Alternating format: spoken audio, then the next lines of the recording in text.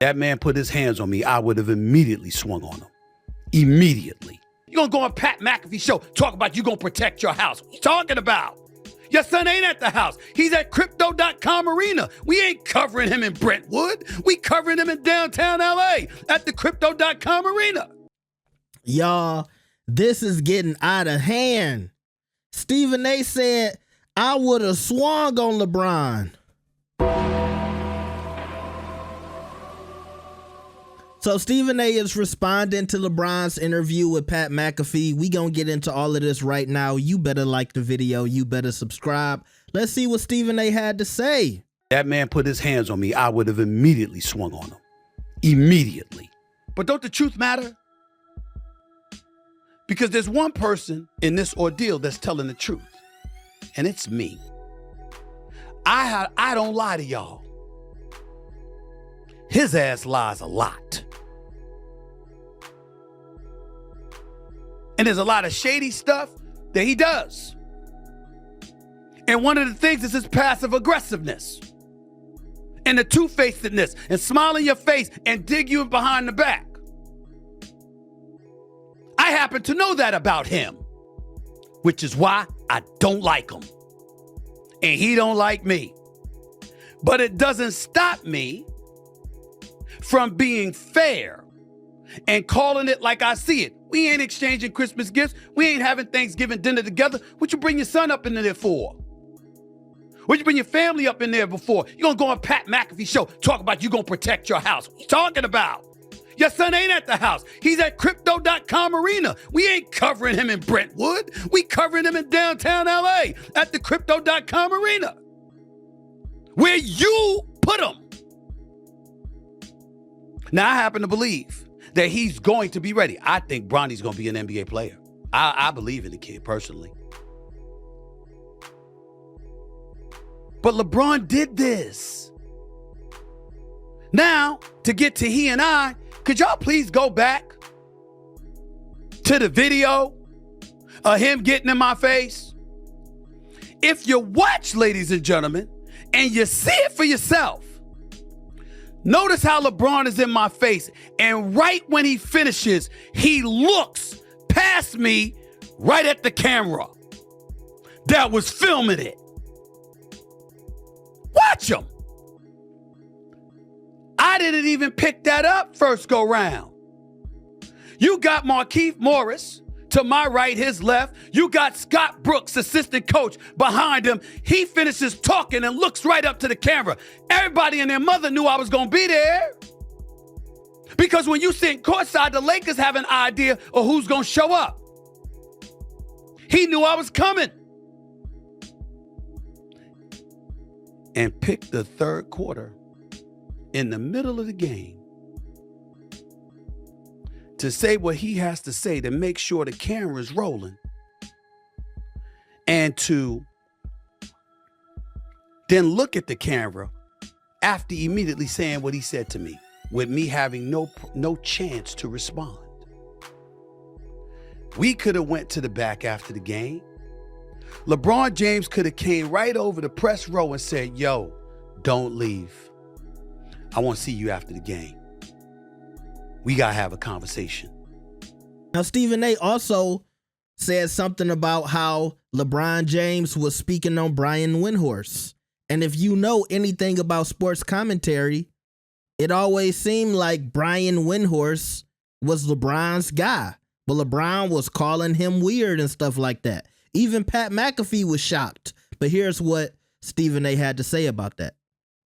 When LeBron talked about the media weeks ago, what does he do now? He comes on Pat McAfee's show again today and listen to what he had to say. Listen closely. Check it out. I see a lot of shit too. Like I seen Brian Windhorst on one of these shows not too long ago. Like a clip. Wendy. Yeah, you played over high school. Wendy, you guys played together in high school. Yeah, right? He was on your high school this team. guy was like, says he's like my best friend. These guys are just weird. I have worked with Brian Windhorst for years. Never once did he say that LeBron was a best friend. A matter of fact, years earlier, it was LeBron who sat in front of the microphones and said Probably nobody knows me better than Brian Windhorst, who's been covering me since I was in junior high school. But that's how he talked about him. Brian Windhorst is an exceptional commentator who does a phenomenal job for ESPN. My show, Get Up, NBA Today, Sports Centers, goes and covers the game. He is one of the elite people covering the NBA in this world. And nobody, I repeat, nobody defends LeBron James more than that man. And look at what LeBron James did. Y'all have watched Wendy Report for years. Tell me one time. Tell me one thing that Brian Windhorst has done to negatively impact LeBron James. One, take your time. I'll wait. Nobody is more fair.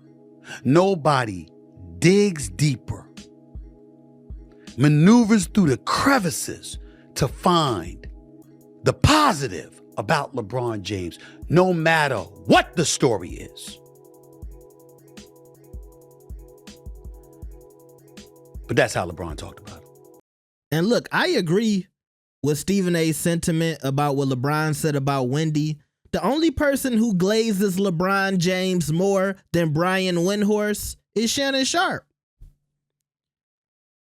I didn't even really pick up what he said about Brian Windhorst because I didn't watch the whole interview.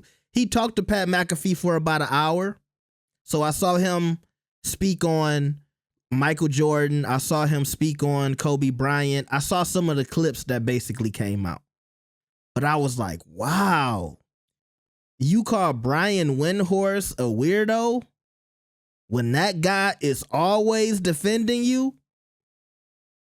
And if you asking me, a lot of the people who have positive things to say about LeBron, they get paid less. I'm talking about hundreds of thousands of dollars less than the guys who hate on LeBron. Because for a lot of years, you can make millions of dollars hating on LeBron. But the guys who actually spoke positively about him, they made less money. And to see LeBron James on this interview talking crap about a guy who gets paid pennies to defend you, I thought that was crazy. Then we get into Stephen A. And look, I love you, Stephen A. I'm not saying you wouldn't have swung on LeBron, but how effective would that punch have been? I don't think that would have been an effective punch. And they had you in like a three-way molly. I saw the Morrison twin right there. You said you were sitting next to Larry David. Curb Enthusiasm. He wasn't going to help you fight LeBron, okay? I'm telling you, Curb was not going to get up off his 90-year-old ass, Caucasian ass, and help you, okay? So you might have, you might have swung on LeBron, but I don't think it would have done anything, okay? But I think that's the New York in you, Stephen A. I'm going to be honest with you. I love you, bro. It sound good for the internet. It's got a lot of people talking, but I know LeBron and his crew, they laughing about that. He said he was going to swing on me. Like, you know what I'm saying? Now, I will say this. I do think it was a punk move by LeBron because I don't think he would have approached Shannon Sharpe. I don't think he would have approached Kendrick Perkins. I don't think he would have approached KG or Paul Pierce. Any of the other guys in commentary who haven't always said, shining things about him other than Shannon. We know Shannon is always glazing. But I seen Perk say some or give some constructive criticism about LeBron. You ain't trying to run up on Big Perk. You ain't trying to run up on KG. Paul Pierce is a Celtics fan. He not for the Lakers. You ain't trying to run up on him. So don't get it twisted. I do think LeBron did that because he knew who to do it to. And when Stephen A pointed out, he looked at the camera. I noticed that. I noticed that first. I didn't speak on it in my video because I was like, well, maybe he just looked at the camera. But at the same time, you ask yourself, number one, would LeBron go out of his way to have somebody record that and put it out? Because the angle we saw was the same angle everywhere. We saw that one angle. We didn't see multiple shots of that. I'm sure it was multiple shots floating around, but the one that went viral is the one where he looked at the camera. And I hate to be a conspiracy theorist. I don't think LeBron paid somebody to record that, but at the same time, I think he knew what he was doing. I think he did it publicly so people could see.